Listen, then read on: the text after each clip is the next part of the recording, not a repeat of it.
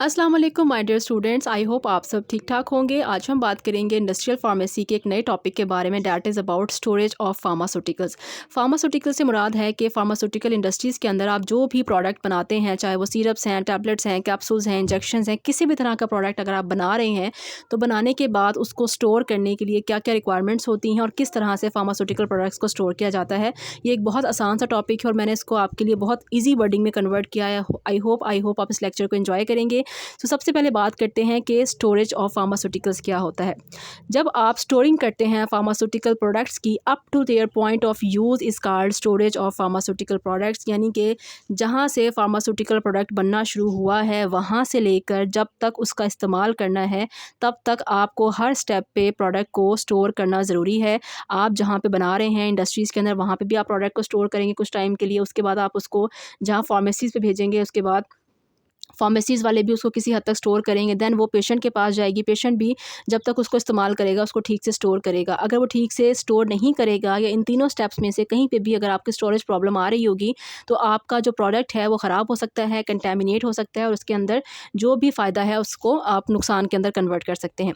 अब हमारे पास कुछ बेसिक रिक्वायरमेंट्स आती हैं कि आपने जब भी किसी भी फार्मेसी के अंदर या घर के अंदर जब आपने स्टोर करना है फार्मास्यूटिकल प्रोडक्ट्स को तो आपको किन किन चीज़ों की एहतियात करना ज़रूरी है। तो सबसे पहले storage facility must comply with the law कि आप अगर फार्मेसीज़ के अंदर ड्रग्स को स्टोर कर रहे हैं या हॉस्पिटल के अंदर ड्रग को स्टोर कर रहे हैं तो आपको इस चीज़ को मेक श्योर करना है कि आपकी जो भी स्टोरेज की फैसिलिटीज़ हैं, सहूलियात हैं, वो अकॉर्डिंग टू लॉ होनी चाहिए। इसके बाकायदा कानून होते हैं जो कि आपको बताते हैं कि अगर आप ये फ़लाँ ड्रग है तो इसको कैसे स्टोर करना है और अगर आप स्टोर नहीं करेंगे तो उसकी बेस पे आपको कितना जुर्माना या कितनी पनिशमेंट हो सकती है। Precautions must be taken to prevent the unauthorised person to entering the store room. इस चीज़ का ख्याल रखें कि आपका स्टोर रूम जहाँ पे आपने दवाइयों को स्टोर किया हुआ है उसके अंदर कोई भी अनऑथराइज्ड पर्सन या कोई भी ऐसा बंदा जिसको आप नहीं जानते या जो ड्रग्स से रिलेट नहीं करता वो उसके अंदर एंटर नहीं होना चाहिए। उसकी वजह से किसी किस्म की कोई भी अबनॉर्मलिटी जो है वो ड्रग्स के अंदर आ सकती है। Store room has a good capacity for the storage of pharmaceutical. जो भी स्टोर रूम आप है बनाया हुआ है जहाँ पे आप अपनी ड्रग्स को स्टोर करते हैं उसके अंदर प्रॉपर जगह होनी चाहिए चीज़ों को रखने की। ऐसा ना हो कि आपने अपने स्टोर रूम को बहुत छोटा बनाया हो या आप ड्रग्स को एक दूसरे के ऊपर इस तरह से रैंडमली रखें कि नीचे वाली ड्रग जो है वो ख़राब हो जाए, तो इस चीज़ का आपने बहुत केयर करनी है।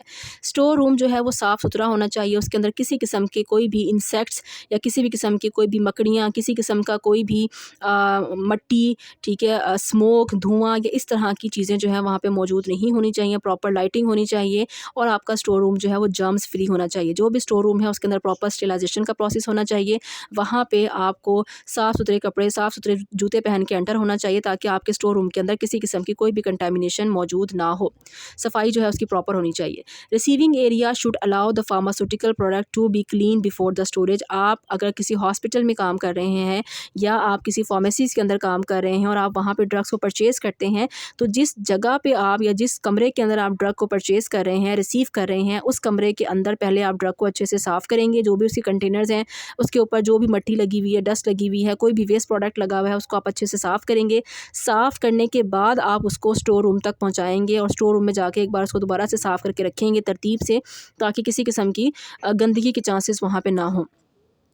रेडियो एक्टिव मटीरियल्स, कुछ केमिकल्स ऐसे होते हैं जिनके अंदर से शुआएँ खारिज होती हैं, इनको हम रेडियो एक्टिव मटीरियल्स कहते हैं। कुछ हमारे पास डेंजरस ड्रग्स होती हैं, क्योंकि आप फार्माकोग्नोसी पढ़ कर आए हैं तो आपको पता है कुछ पॉइजनस प्लांट्स होते हैं जिनसे ऐसे केमिकल्स निकलते हैं जिनको अगर हम सही मिकदार में इस्तेमाल नहीं करेंगे या जिनको सही तरीके से इस्तेमाल ना किया जाए तो वो डेंजरस हो सकती हैं, पॉइजनस हो सकती हैं। इसके अलावा साइकोट्रॉपिक ड्रग्स, साइकोट्रॉपिक मीन जो ब्रेन के लिए, दिमाग की प्रॉब्लम्स के लिए, पागलपन के पेशेंट के लिए इस्तेमाल की जाती हैं उनको हम साइकोट्रॉपिक ड्रग्स कहते हैं। इन ड्रग्स को जब आप स्टोर कर रहे होते हैं तो आपको एडिशनल सेफ्टी मेजरमेंट्स का एहतियात रखनी पड़ती है, क्योंकि ये ऐसे केमिकल्स हैं जो गलती से भी अगर किसी ने गलत इस्तेमाल कर लिए या इनको ठीक से स्टोर ना किया जाए तो ये जो प्रोडक्ट्स होते हैं वो बहुत ज़्यादा हद तक नुकसान पैदा कर सकते हैं। फिर आता है कि जो फार्मास्यूटिकल प्रोडक्ट्स हैं उनको स्टोर करना चाहिए इस तरह से कि हम कंटामिनेशन से बच सकें। यानी कि ऐसा ना हो कि आपके डब्बों के ऊपर जो भी आप कंटेनर्स हैं उनके ऊपर मट्टी लगी हुई है या उसके ऊपर कोई इंसेक्ट्स मौजूद हैं, कीड़े लग रहे हैं, उनके ऊपर चींटियाँ लग रही हैं या उसके ऊपर किसी भी तरह के जो है वो कीड़ों का अटैक हुआ है, तो इससे आपकी जो प्रोडक्ट है वो ख़राब हो सकती है। लिहाजा आपने अपनी प्रोडक्ट को मुकम्मल तौर पर कंटेमिनेशन से बचाना है।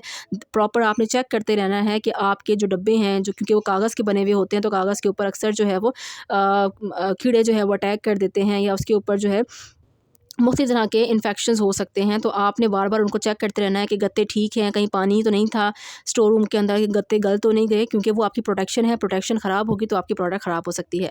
Pharmaceutical product near to expiry must sold first. आपने हमेशा इस चीज़ को मेक श्योर करना है कि वो फार्मास्यूटिकल प्रोडक्ट जो कि एक्सपायर होने वाले हैं, उनको पहले आप पेशेंट को दें, ताकि पेशेंट उसको जल्दी इस्तेमाल करे और आपकी प्रोडक्ट जो है वो बच जाए। और वो प्रोडक्ट जो कि जिनकी लाइफ जो है वो ज़्यादा है, जिनकी एक्सपायरी डेट में 2 या 3 साल है, उनको आप बाद में भी सेल कर सकते हैं।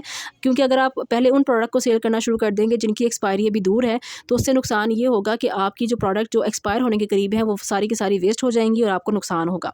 सो जो भी आपकी इस चीज़ को देखते रहें कि आपकी कौन कौन सी प्रोडक्ट एक्सपायर होने वाली हैं, उनको पहले सेल करें, और जो जिनकी एक्सपायरी दूर है उनको बाद में सेल करें। जो भी आपका ड्रग, अगर कोई भी आपका कंटेनर है जो शीशे का बना हुआ है, प्लास्टिक का बना हुआ है, या किसी मेटल का बना हुआ है, वो टूट गया है या वो डैमेज हो गया है, तो उसको आपने अलग से स्टोर करना है। हो सकता है उसमें से किसी किस्म का कोई लीकेज हो रहा हो, जो कि आपकी प्रोडक्ट को नुकसान पहुंचा सकता है। Store room should have a good lighting. आपके जो भी स्टोर रूम है, इनके अंदर प्रॉपर लाइटिंग होनी चाहिए, इनके अंदर इलेक्ट्रिसिटी का निज़ाम होना चाहिए, साथ साथ वहाँ पे जनरेटर या यूपीएस का भी प्रॉपर निज़ाम होना चाहिए, ताकि जब भी आप ड्रग को स्टोर रूम से निकालें तो अच्छे से उसको लेबल पढ़ के फिर निकालें, उसकी प्रॉपर सफाई करवा सकें, उसको प्रॉपर जो है वो स्टोर करवा सकें, और देख सकें कि आपका जो स्टोर रूम है वो जरासीम से पाक है या नहीं है। तो उसके लिए लाइटिंग का होना बहुत ज़रूरी है। इक्विपमेंट्स जो हैं, जो आप स्टोर रूम के अंदर, क्योंकि आप अगर फार्मेसीज़ पे काम करते हैं तो वहाँ पे इक्विपमेंट्स भी आते हैं, जैसे कि ब्लड प्रेशर मशीन हो गई, थर्मामीटर्स हो गए, ईसीजी मशीन्स हो गई, ये भी सारी की सारी स्टोर रूम में मौजूद होती हैं। तो आपने अपने इक्विपमेंट्स को वक्तन फ़वक्तन चेक करते रहना है, कैलिब्रेट करते रहना है, देखते रहना है कि आपके इक्विपमेंट्स ठीक से काम कर रहे हैं या वो ख़राब हो चुके हैं, और अगर वो ख़राब हो गए हैं तो उनको ठीक करवा के दोबारा से आप अपने फार्मेसीज़ के अंदर या अपने जो हॉस्पिटल्स हैं उसके अंदर यूज़ करेंगे। जितना भी रिकॉर्ड है आपकी ड्रग्स की परचेजिंग का, ड्रग्स की स्टोरिंग का, कहाँ से परचेज़ की है, कब परचेज़ की है, किस प्राइस पे परचेज़ की है, उसकी एक्सपायरी डेट कब है, किस बंदे से परचेज़ की है, उसका प्रॉपर रिकॉर्ड आपको रखना है। क्योंकि आपके हॉस्पिटल्स हों या आपके फार्मेसीज़ हों या आपके मेडिकल स्टोर्स हों, यहाँ पे ड्रग इंस्पेक्टर्स आते हैं, इंस्पेक्शंस करते हैं और चेकआउट करते हैं। आपके पास अगर रिटन फॉर्म में हर चीज़ अवेलेबल होगी तो आप हर तरह की परेशानी से बच सकते हैं। और लास्ट में आता है कि वो जो ड्रग्स हैं जो कि पॉइजनस होती हैं, जहरीली होती हैं, उनको जो है आप स्टोर नहीं कर सकते, क्योंकि जो मेडिकल स्टोर हैं वहाँ पे पॉइजनस ड्रग्स जो हैं वो सेल नहीं की जा सकती। यानी कि पॉइजनस से मुराद जहर नहीं है, पॉइजनस से मुराद है वो दवाइयाँ जिनका थोड़ा सा ज़्यादा इस्तेमाल आपकी बॉडी में जहर पैदा कर सकता है। जैसे कि कुछ नशावर अद्वियात होती हैं, सिडेटिव, सुकून आवर होती हैं, नींद आवर दवाइयाँ होती हैं। अगर आप कहीं ऐसी ड्रग्स को स्टोर कर रहे हैं तो उसके लिए प्रॉपर आपके पास लाइसेंस होना चाहिए। उसके लिए कैटेगरी ए या लाइसेंस ए जो है वो होना ज़रूरी है। जो बी कैटेगरी है या जो बी लाइसेंस होता है, उसकी बेस पर आप पॉइजनस ड्रग्स को या जो भी आपकी नशावर अद्वियात हैं इनको आप स्टोर नहीं कर सकते। तो इनको आपने अलग से अगर आप मेडिकल स्टोर पे भी इनको स्टोर कर रहे हैं तो आपके पास प्रॉपर लाइसेंस होना चाहिए, जिसकी बेस पर आप इनको स्टोर कर रहे हैं। सो ये बहुत आसान सा टॉपिक था about storage of pharmaceuticals. I hope आपको पसंद आया होगा। आप चाहें तो अपनी मर्ज़ी से वर्डिंग को आगे पीछे कर सकते हैं। सो वीडियो पसंद आई है तो प्लीज़ वीडियो को लाइक करें, चैनल को सब्सक्राइब करें और इसको अपने फ्रेंड्स के साथ, अपने कॉलेजेस ग्रुप में ज़रूर शेयर करें। Thank you so much. Allah हाफ़िज़।